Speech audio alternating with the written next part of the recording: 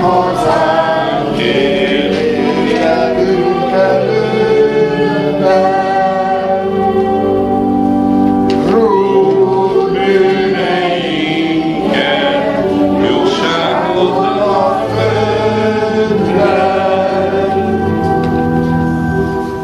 Bűnösökön, Könyörülj rajtunk bűnösökön. taníts meg bennünket Taníts meg bennünket a könyörületre és a megbocsátásra. a könyörületre és a megbocsátásra.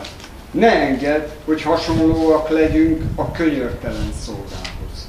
Ne engedd, hogy hasonlóak legyünk a könyörtelen szolgához, Aki nem követte ura irgalmasságát. aki nem követte ura irgalmasságát. Emlékeztes minket arra, Emlékeztess minket arra, hogy gyengeségeink miatt milyen sokszor esünk el életünk rögös útján.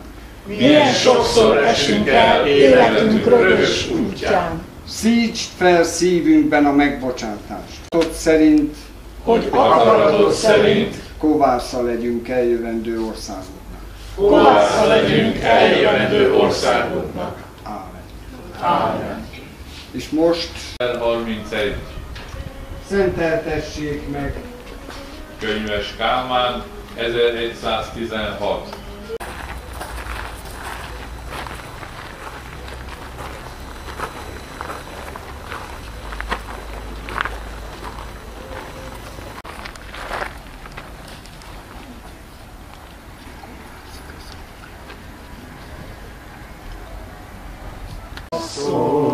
Asszonyanyák, régi nagy patronánk,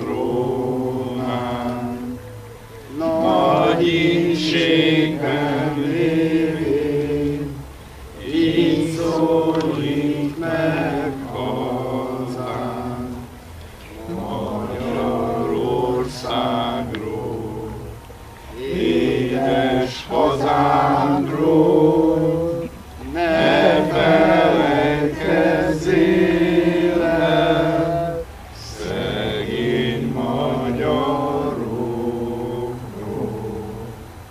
Ó, Atya Istennek, kedves szép leánya, Krisztus Jézus anyja, Szentlélek Máriája,